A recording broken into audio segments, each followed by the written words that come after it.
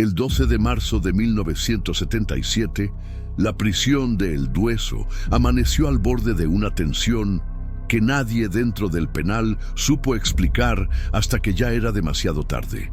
Ese día, un guardia joven llamado Julián Lobo fue asignado provisionalmente a la zona intermedia entre los pabellones B y D, un corredor estrecho que, según los veteranos, solo se utilizaba cuando el penal estaba saturado. Lo que Lobo no sabía era que esa franja exacta de pasillos había sido marcada como zona roja desde hacía meses, debido a la presencia de reclusos vinculados a dos cárteles rivales que ya habían protagonizado intentos de asesinatos silenciosos. Pero lo que ocurrió esa noche no fue un simple enfrentamiento, fue una guerra interna que lo atrapó justo en el centro.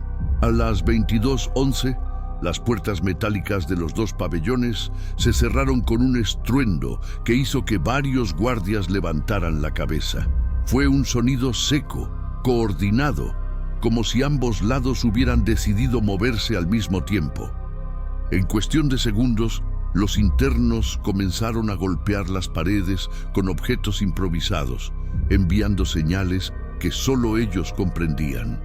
Era evidente que algo estaba por estallar.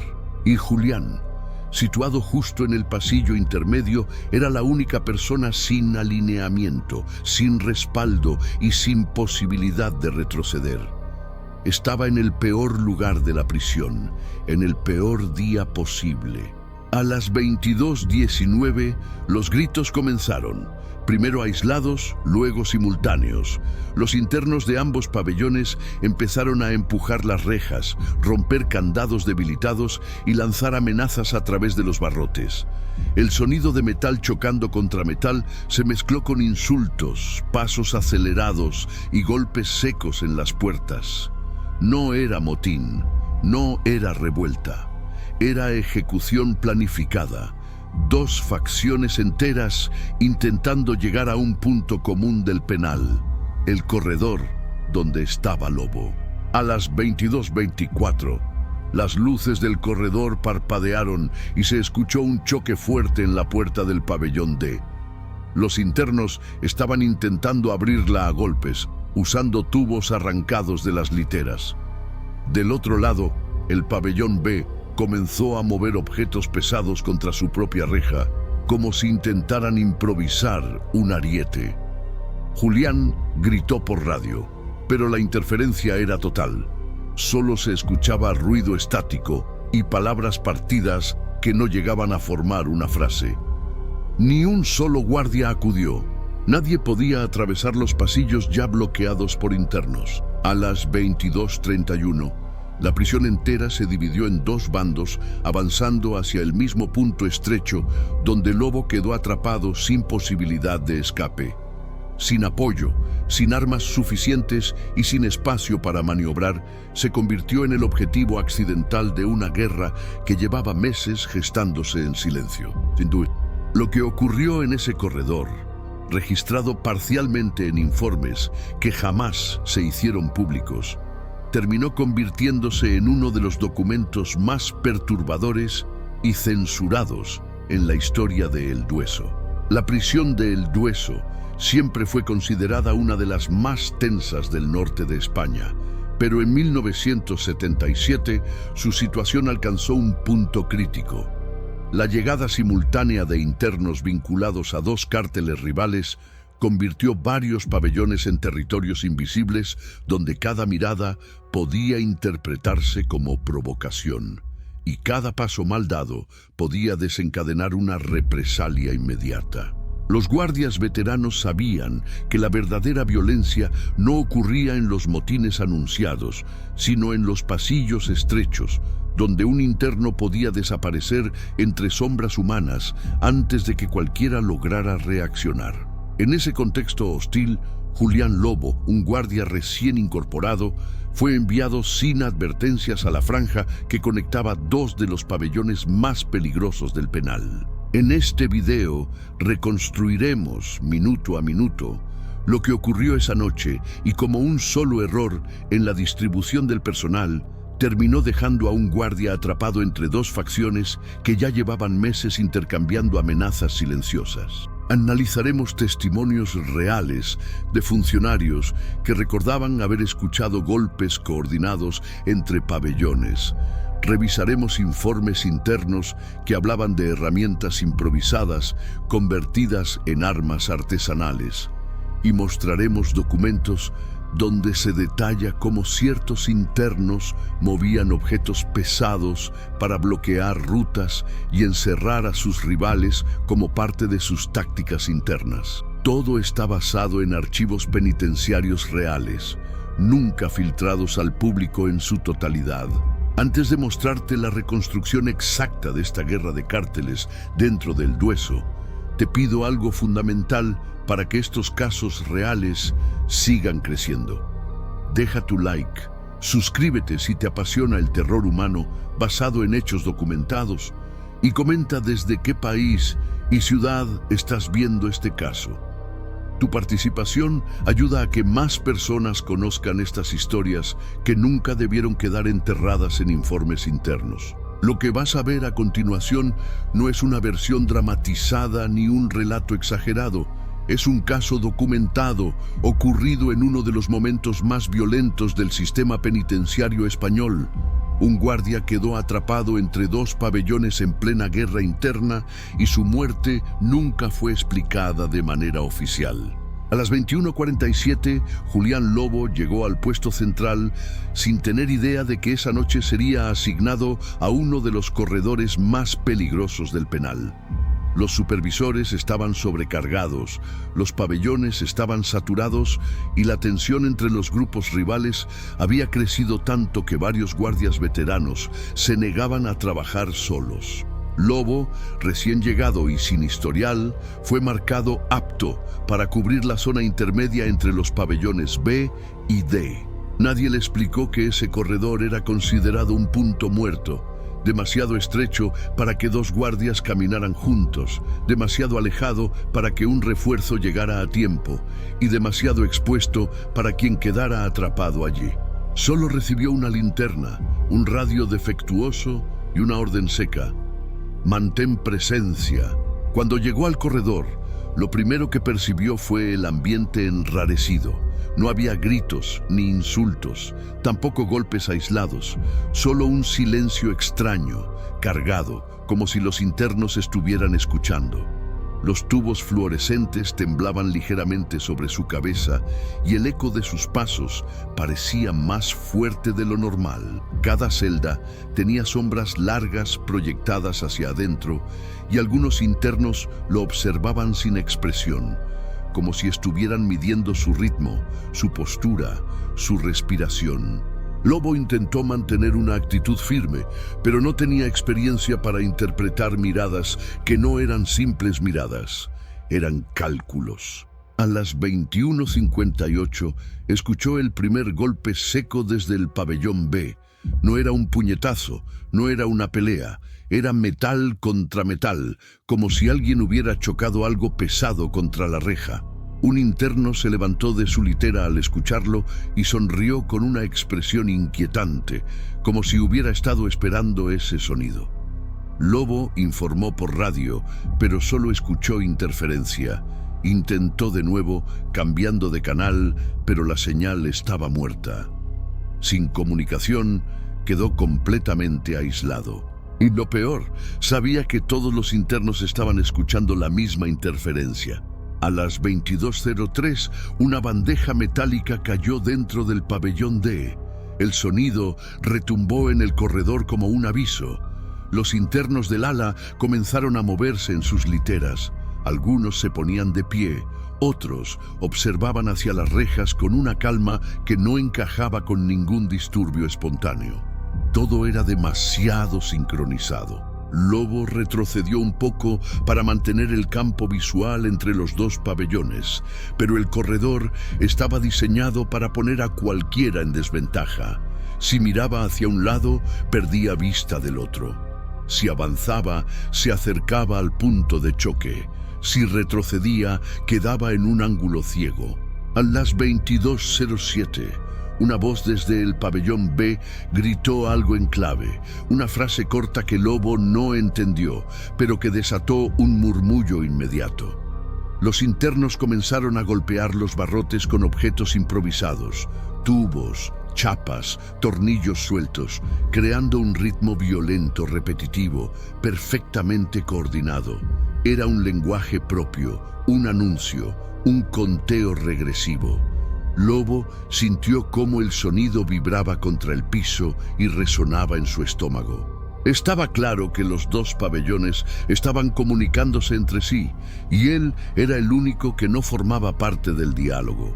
A las 22:10, las luces parpadearon. Una vez, 2 veces, 3. El corredor quedó brevemente sumido en sombras que distorsionaban la percepción. Cuando volvieron a encenderse, varios internos estaban de pie, pegados a las rejas, sujetándolas con ambas manos como si estuvieran esperando una señal. Lobo levantó la linterna, pero su mano temblaba. El pasillo parecía más estrecho que antes, como si el aire mismo se hubiera vuelto más pesado. Respiró hondo para intentar recuperar control, pero el ambiente estaba cargado de electricidad humana, de odio acumulado, de violencia sostenida. A las 22:12 escuchó un golpe desde el pabellón D, seguido de un ruido como de madera astillándose. Un interno había arrancado una pieza de la litera y comenzaba a afilarla contra el borde metálico del marco. Otros imitaban el gesto. El sonido del metal siendo raspado llenó los oídos de Lobo, que retrocedió hasta quedar exactamente en el punto medio. Sabía que estaba en el centro de dos fuerzas opuestas. No necesitaba que nadie se lo explicara. El pabellón entero se estaba preparando para moverse hacia él. A las 22:14, alguien apagó intencionalmente la luz de la celda 214 del pabellón B. Fue un movimiento rápido, preciso, que dejó un espacio completamente oscuro en medio del ala. Al mismo tiempo, otro interno del pabellón D arrastró un objeto pesado, bloqueando parcialmente la entrada. El sonido era claro, contundente. Estaban creando barreras y rutas. No improvisaban, no actuaban por impulso. Se estaban organizando para avanzar desde ambos lados al mismo tiempo. A las 22:17, Lobo volvió a intentar usar la radio. Nada. Golpeó el aparato contra su palma. Nada. Por primera vez sintió miedo real, ese que no permite pensar con claridad. Miró hacia ambos extremos. Había sombras moviéndose detrás de las rejas, figuras inclinadas, manos sujetando barrotes, ojos fijos observando cada respiración que hacía. Era como estar entre dos frentes armados, sin protección, sin apoyo y sin posibilidad real de salir de allí caminando. A las 22:19, un último ruido marcó el inicio de lo inevitable. Alguien golpeó 3 veces un tubo contra el piso del pabellón D. Los internos del pabellón B respondieron golpeando sus rejas. Un llamado, una respuesta, 2 manadas, preparándose para avanzar. Julián Lobo quedó atrapado entre los 2 pabellones, exactamente en el lugar donde la primera línea de cada cártel iba a encontrarse. Y ya no había marcha atrás. A las 22:20, el eco de los golpes coordinados aún resonaba cuando Julián Lobo dio 2 pasos hacia atrás para intentar acercarse a la salida del corredor. Pero no llegó lejos. Una silueta en el pabellón B levantó un tubo metálico y lo hizo chocar contra la reja con una fuerza calculada. El sonido no fue un ataque, sino una advertencia directa. Era un mensaje claro: no te muevas. Desde el pabellón D, otro interno respondió golpeando la pared con la base de una silla rota. Los 2 lados estaban hablándose, usando a Lobo como referencia central.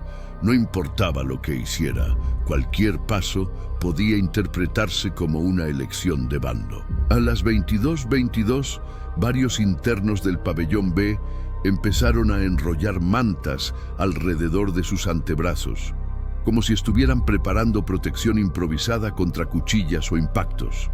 Uno de ellos, de mirada fija y postura tensa, Se acercó lo más que pudo a la reja y señaló con la barbilla hacia el pabellón D. Era un gesto simple, pero cargado de intención. «Vamos a ir por ellos». Lobo sintió un sudor frío recorrerle la nuca. Todavía tenía la linterna firme, pero sus manos empezaban a perder estabilidad. Intentó mantener su voz firme, ordenando a todos retroceder, pero su instrucción fue ignorada como si fuera ruido de fondo. A las 22:24, desde el pabellón D, un interno empujó una litera rota contra la puerta, usando toda su fuerza para convertirla en un ariete improvisado. Otros 3 se unieron, levantando el objeto de metal y madera como si fueran a embestir. Los guardias siempre habían temido ese tipo de maniobra porque, aunque rara vez lograba romper una reja, sí era suficiente para deformarla o para aplastar a quien estuviera del otro lado. Lobo retrocedió un paso más por reflejo, pero inmediatamente escuchó un chasquido fuerte desde el pabellón B. Allí, otros internos estaban haciendo exactamente lo mismo, preparando otra litera como arma. A las 22:26, Lobo comprendió con absoluta claridad que no estaban peleando entre ellos, todavía.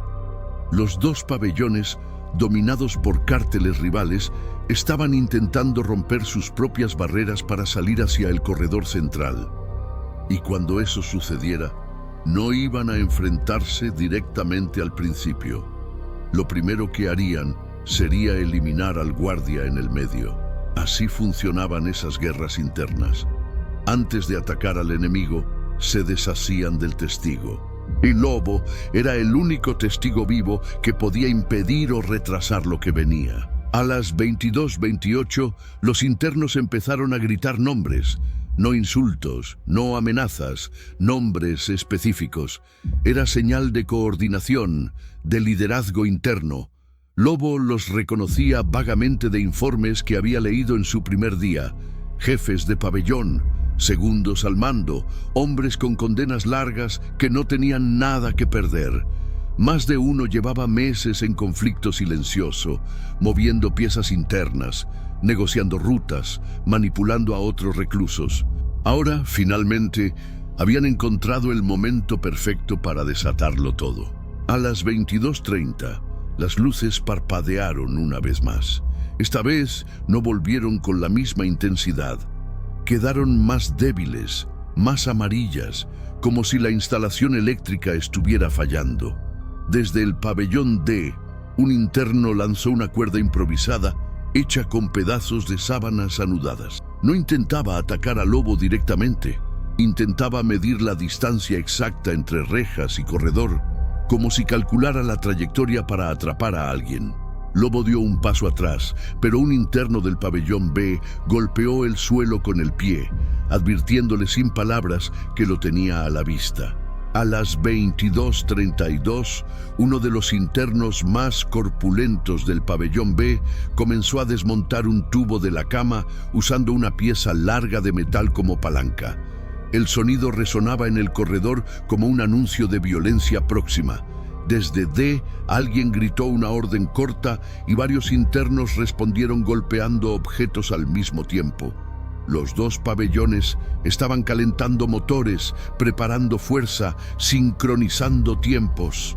Era evidente que no se trataba de un motín accidental, era un ataque coordinado desde dentro hacia un punto común. A las 22:33, Lobo intentó correr hacia la salida, pero apenas dio 2 pasos cuando algo metálico se estrelló contra la reja del pabellón B. Un arma improvisada, probablemente una barra de hierro. El impacto lo obligó a detenerse en seco. Si seguía avanzando, se acercaría lo suficiente como para que una mano lo alcanzara entre los barrotes. Y si retrocedía hacia D, ocurriría lo mismo. Estaba completamente atrapado en un pasillo diseñado sin querer para convertirse en una trampa mortal. A las 22:34, un interno del pabellón D pronunció una frase que Lobo jamás olvidaría. No era gritada, no era furiosa, era casi calmada, casi susurrada. Cuando se abra, tú primero. Fue entonces cuando entendió su destino exacto. No iban a matarse entre ellos al comienzo. Primero abrirían un pabellón, saldrían en masa y lo usarían como ejemplo, como calentamiento, como inicio. Luego irían por el otro lado. Y cuando ambos bandos se encontraran, el corredor del lobo quedaría teñido de una guerra interna que no tenía nada que envidiar a las que ocurrían fuera de los muros. A las 22:35, el primer candado se dio con un sonido que heló la sangre de todos en el pasillo. Un ruido seco, metálico, decisivo. Algo se había roto, algo había sido forzado. Y Lobo, solo, en el centro, entendió que la guerra acababa de comenzar y que él estaba exactamente en el primer punto de impacto. A las 22:36, el silencio que siguió al candado roto fue aún más aterrador que el estallido metálico. Lobo sintió como el aire del corredor se volvía espeso, pegajoso, como si todo el penal contuviera la respiración al mismo tiempo. No escuchó pasos inmediatos, ni gritos, ni movimientos bruscos. Solo el crujido lento y controlado del metal deformándose, seguido por una presión progresiva en la puerta del pabellón D. Estaban empujando desde dentro, no con desesperación, sino con fuerza organizada, como si cada interno supiera exactamente qué pieza debía sostener y qué parte debía golpear. El sonido crecía como un latido siniestro, marcando cada segundo que Lobo seguía vivo en aquel pasillo. A las 22:37, desde el pabellón B se oyó un chasquido similar. No habían roto todavía su candado, pero estaban aflojándolo. Un interno pasó un brazo entre los barrotes y empezó a tantear el metal, buscando la forma de forzar la traba. Otros le pasaron herramientas improvisadas. Un tornillo afilado, un trozo de litera, un fragmento de tubería. La coordinación era impecable. Era evidente que llevaban tiempo ensayando. Lobo se dio cuenta de que no era el inicio de una pelea, era el final de un plan metódico, estructurado, construido a lo largo de meses, y él estaba en el centro, convertido en un obstáculo que ambos bandos querían aplastar antes de enfrentarse. A las 22:38, Lobo intentó pensar con frialdad.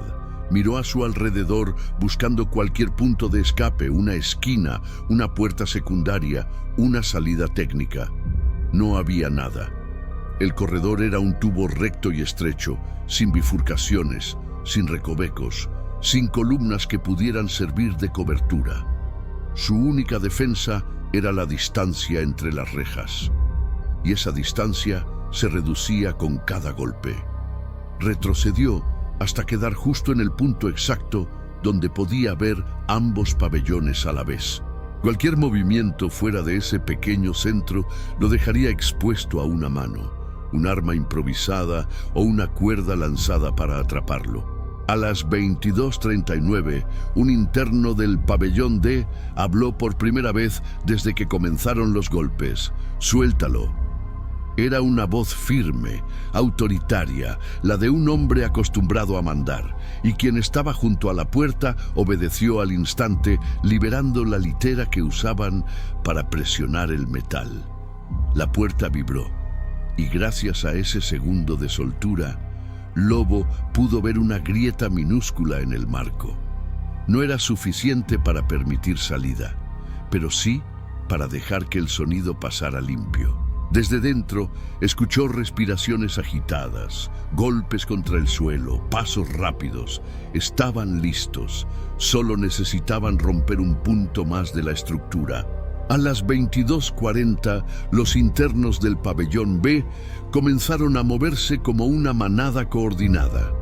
Los que estaban cerca de la reja se separaron apenas unos centímetros para dejar espacio a los que empuñaban herramientas.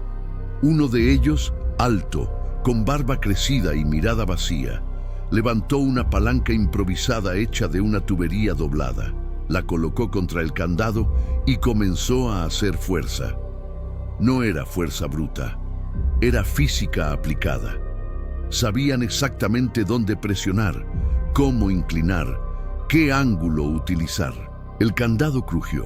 Los internos detrás celebraron con murmullos tensos, esperando el momento de la apertura.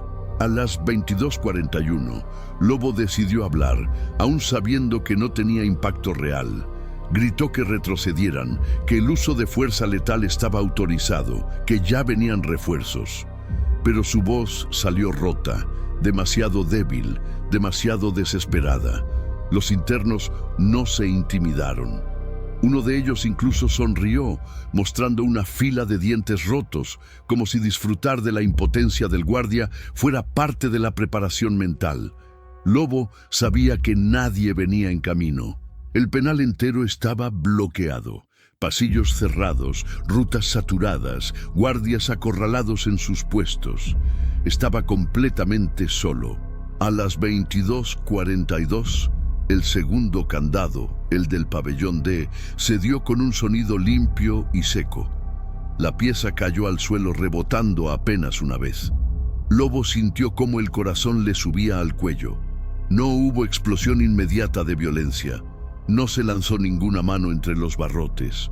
Lo que hubo fue una quietud inquietante. Era la calma antes de liberar la puerta por completo, antes de que decenas de hombres salieran al corredor buscando sangre. Desde su posición, Lobo pudo ver una docena de ojos clavados en él, calculando su distancia, sus movimientos, sus debilidades. A las 22:43, desde el pabellón B, salió un grito gutural. ¡Ahora! Los internos empujaron la litera contra la reja con fuerza brutal. El marco se deformó hacia afuera. Dos manos lograron pasar por la abertura, seguidas por un antebrazo cubierto con tela enrollada para evitar cortes. Del otro lado, en D, comenzaron a hacer lo mismo.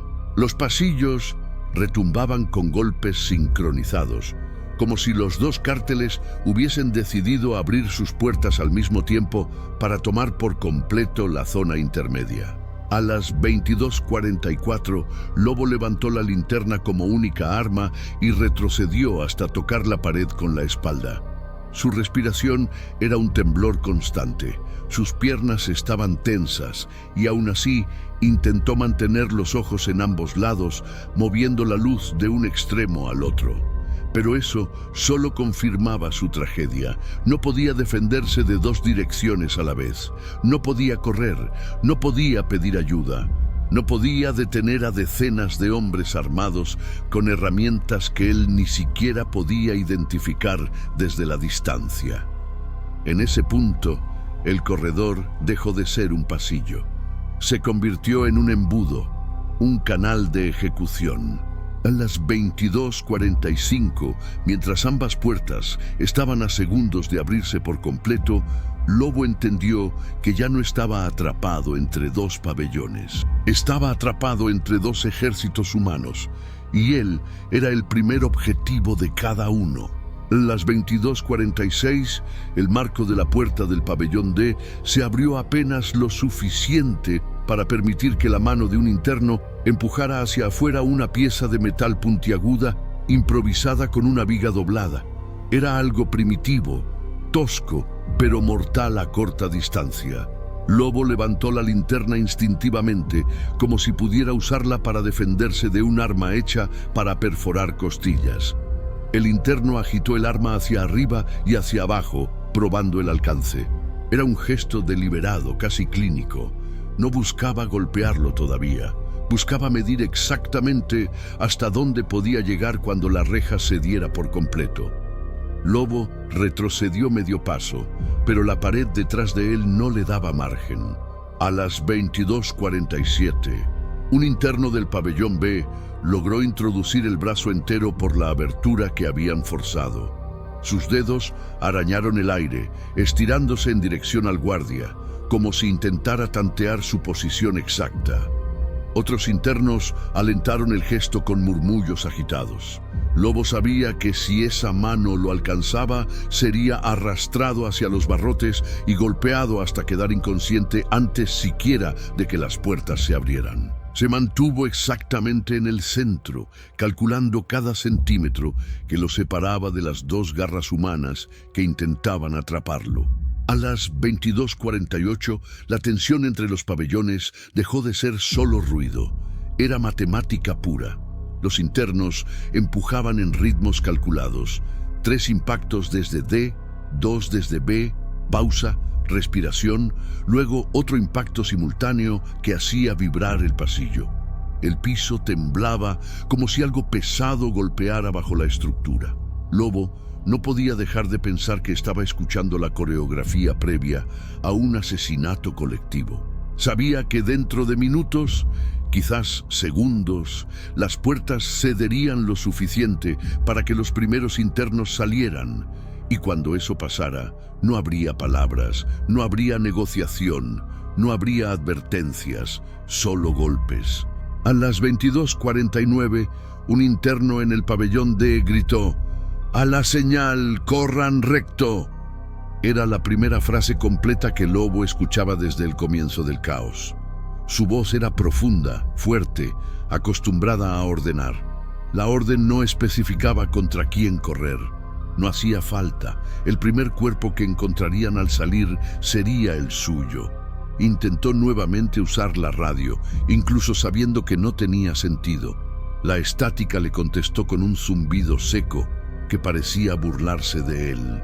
Golpeó el aparato contra su pecho una y otra vez, como si eso pudiera obligarlo a funcionar. Nada.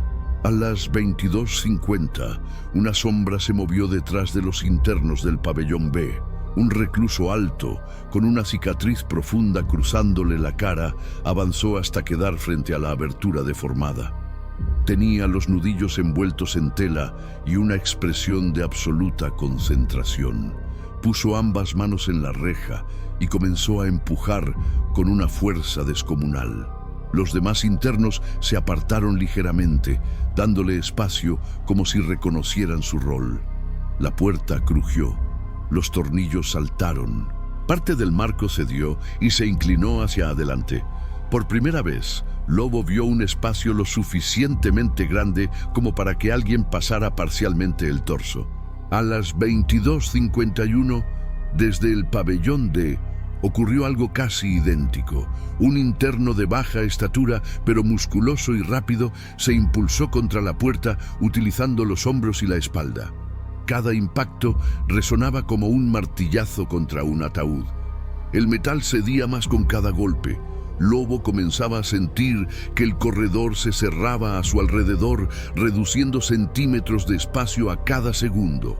El sudor corría por su frente, mezclándose con la desesperación creciente. Sabía que no podía atravesar el corredor entero antes de que lo alcanzaran. No había escape, solo podía retrasar lo inevitable. A las 22:52, un pedazo de metal se desprendió de la puerta del pabellón B, golpeando el suelo con un sonido seco. Los internos celebraron con golpes en las paredes. Era la señal que esperaban. Una mano se extendió aún más por la grieta, esta vez con una cuerda improvisada formada por sábanas retorcidas. Intentó lanzarla hacia Lobo, buscando atraparlo por el brazo o el cuello. El guardia logró esquivar el primer intento, agachándose apenas. La cuerda rozó su hombro y cayó al piso. Si lo hubieran atrapado, habría sido arrastrado hacia la reja sin posibilidad de resistirse. A las 22:53, Lobo comenzó a temblar. No de frío, sino de adrenalina pura. Levantó la linterna para apuntarla directo a los ojos de los internos que intentaban alcanzarlo, pero la luz era demasiado débil para detenerlos. Nadie parpadeó, nadie volteó la mirada. La determinación que veía en sus rostros era inhumana en intensidad, pero perfectamente humana en origen.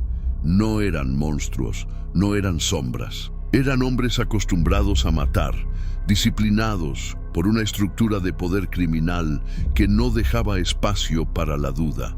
Las 22:54, un ruido más fuerte que todos los anteriores, marcó el momento exacto en que la situación dejó de ser contención y se convirtió en apertura. El candado del pabellón B cayó al suelo, rebotando una vez antes de quedar inmóvil.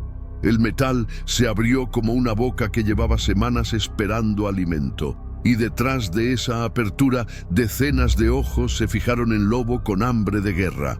Desde el pabellón D, un último golpe marcó la sincronización final. A las 22:55, las puertas cedieron lo suficiente para permitir el primer paso humano hacia el corredor. Y en ese segundo exacto, Julián Lobo dejó de ser un guardia. Se convirtió en el primer objetivo de dos cárteles que no iban a detenerse hasta pisar su cuerpo. A las 22:56, el primer interno del pabellón B atravesó parcialmente la reja.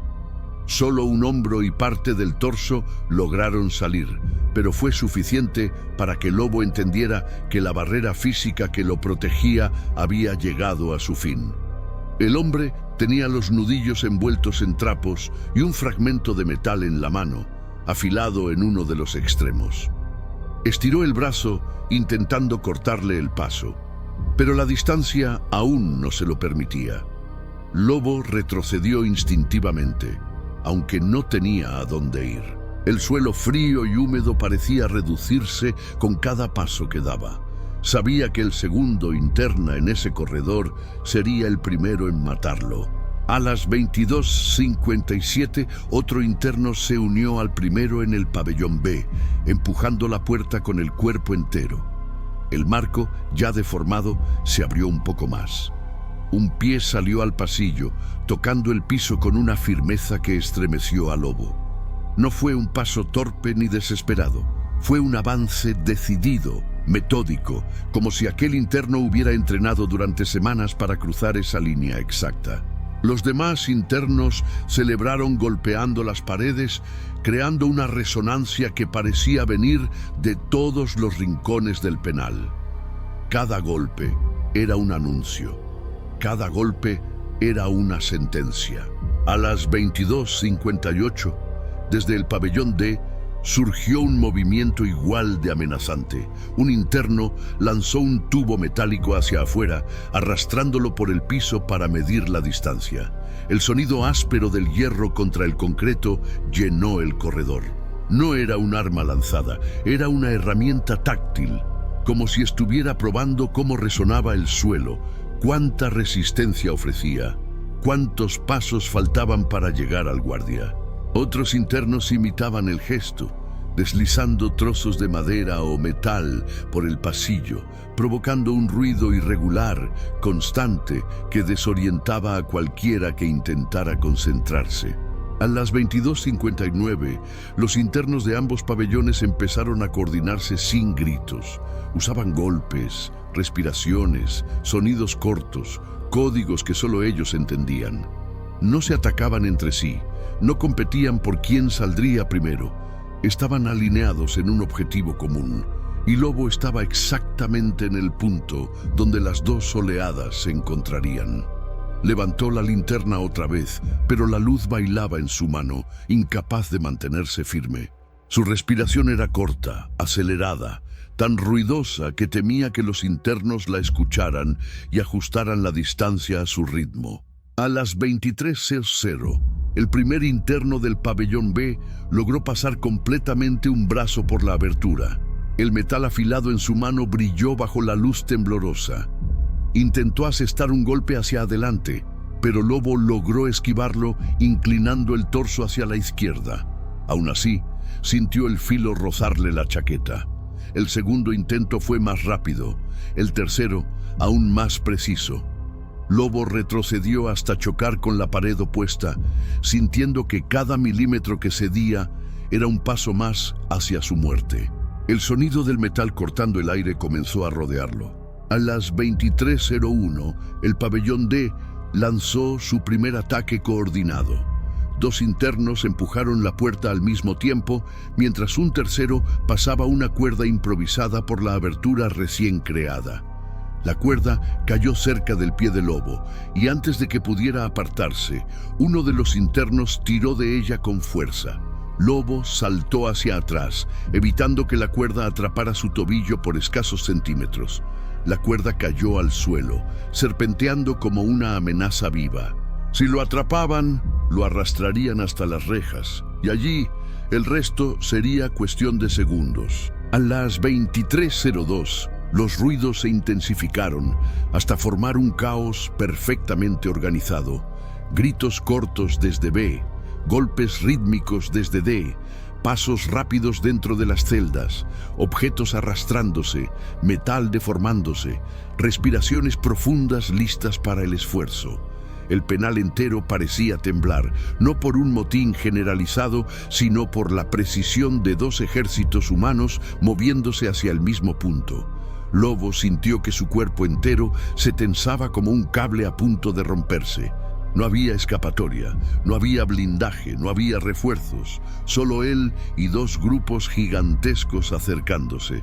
A las 23:03, un interno del pabellón B logró sacar completamente la cabeza por la abertura. Tenía la piel curtida, un ojo amoratado y una sonrisa violenta cargada de determinación. Estiró el cuello lo más que pudo y lanzó un escupitajo que cayó a centímetros de las botas de Lobo. Era una señal, un mensaje personal, una promesa. «Te voy a alcanzar».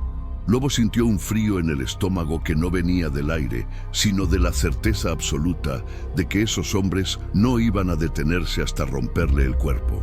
A las 23:04, los candados de ambos pabellones estaban prácticamente destruidos. Bastaba un golpe más, un empujón más, un grito más, para que decenas de internos irrumpieran simultáneamente en el corredor. Y justo en ese punto, Lobo escuchó algo que lo dejó paralizado. Pasos detrás de él, pasos rápidos, apurados, metálicos, pero no eran refuerzos. Eran más internos. Habían logrado bloquear otra ruta y venían desde el fondo del pasillo. A las 23:05, Lobo dejó de estar atrapado entre dos pabellones. Ahora estaba rodeado por tres frentes humanos y todos avanzaban hacia él al mismo tiempo. A las 23:06, Julián Lobo sintió por primera vez la verdadera dimensión del encierro humano que se cerraba sobre él. El ruido combinado de los tres frentes era insoportable. Pasos acelerados desde el fondo, rejas deformándose a centímetros de su cuerpo, golpes coordinados desde los pabellones y el roce de objetos metálicos arrastrándose contra el piso. El corredor vibraba como si el penal entero respirara con violencia contenida.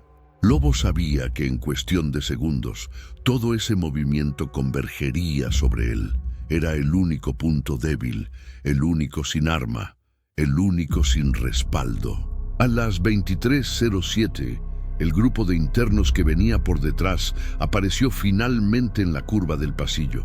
5 hombres, todos con armas improvisadas, tubos, maderas astilladas, cuerdas trenzadas. Avanzaban en formación apretada, manteniendo los hombros alineados, como si fueran una unidad entrenada y no simples reclusos. Sus sombras, proyectadas por las luces parpadeantes, se estiraban sobre el piso y se superponían con las sombras de los internos que ya intentaban salir por las rejas de los pabellones. La sensación era la de estar viendo un ejército multiplicado por la arquitectura misma del penal. A las 23:08, el pabellón B finalmente cedió. La puerta se abrió de golpe, liberando a los internos que llevaban casi una hora empujando, golpeando y aflojando la estructura. El primer hombre que salió lo hizo con tal fuerza que casi cayó al piso, pero se reincorporó inmediatamente y levantó su arma improvisada. No se lanzó hacia el pabellón D, corrió directo hacia Lobo. Los demás lo siguieron sin dudar. La fuerza contenida se transformaba ahora en avalancha. Y esa avalancha tenía un único objetivo antes de la guerra central: eliminar al guardia que había quedado en medio. A las 23:09, Lobo levantó la linterna como si fuera un arma real. La sostuvo frente a su pecho, intentando mantener distancia, pero el primer interno avanzó tan rápido que apenas pudo esquivar un golpe dirigido directo a su rostro. La linterna chocó contra la pared y cayó al piso apagándose. El corredor quedó iluminado solo por las luces parpadeantes que parecían empeñadas en fallar en el peor momento posible. Lobo levantó los brazos para protegerse, retrocediendo mientras sentía el aire cortado por cada impacto fallido. A las 23:10, el pabellón D también terminó de abrir su puerta. Los internos salieron gritando órdenes, algunos corriendo hacia el corredor principal, otros bloqueando rutas, otros levantando armas improvisadas. Pero así como en B, ninguno se dirigió de inmediato contra sus rivales. La prioridad absoluta era eliminar todo obstáculo humano ajeno a la guerra.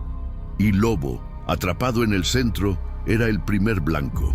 Desde D avanzaban 4 hombres altos, todos con improvisaciones letales, una pesa arrancada de un gimnasio deteriorado, un tubo de cama, una cuerda con un bloque metálico atado al extremo.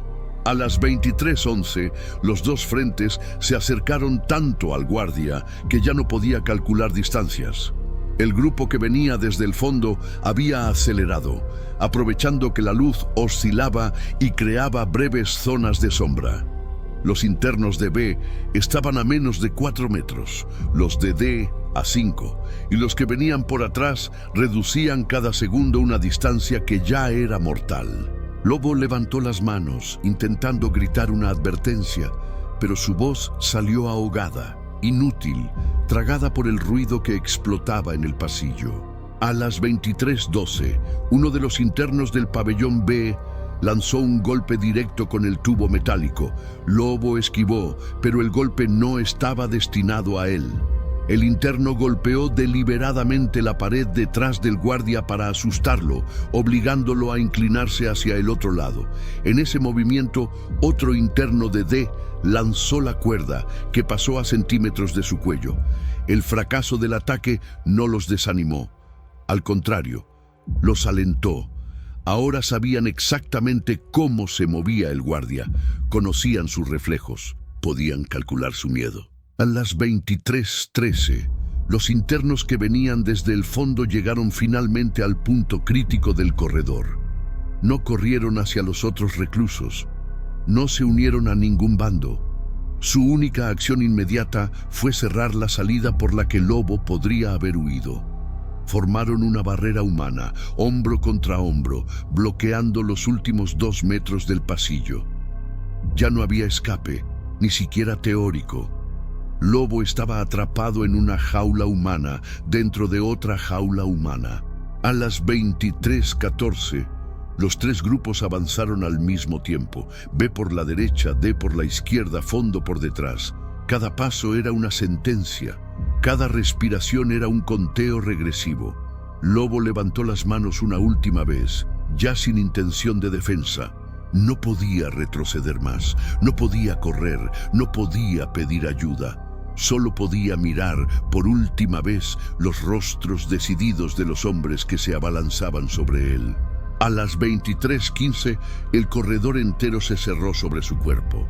Y Julián Lobo dejó de existir como guardia, como funcionario, como hombre. A partir de ese instante, solo quedó un cuerpo inmóvil en el centro de una guerra de cárteles y un informe interno que nunca sería publicado. El informe final sobre la muerte de Julián Lobo fue archivado pocas horas después de que los refuerzos lograran retomar el control de El Dueso. Cuando los guardias consiguieron abrirse paso entre los pasillos bloqueados, solo encontraron restos de sangre, herramientas improvisadas tiradas en el suelo y un silencio tan denso que parecía llenar cada rincón. Los internos que habían participado en la arremetida fueron aislados de inmediato, pero ninguno dio una versión clara. Algunos afirmaban no recordar nada, otros decían que esa noche nadie estaba al mando, y varios simplemente se negaron a hablar. El cuerpo de Lobo nunca fue encontrado entero dentro del corredor, solo partes dispersas que indicaban que fue atrapado en múltiples direcciones a la vez. El documento redactado esa madrugada establecía que la víctima quedó en el punto de convergencia de una acción coordinada entre grupos rivales, pero omitía la brutalidad exacta del episodio. Con el tiempo, las páginas fueron selladas, los nombres borrados y los registros de radio destruidos. La prisión siguió funcionando, los pabellones fueron reparados y la rutina volvió, al menos en apariencia. Pero para quienes estuvieron allí, la muerte de Lobo quedó como una prueba de que, dentro de una guerra de cárteles, el peor lugar donde uno puede estar no es frente al enemigo, es en medio de ellos.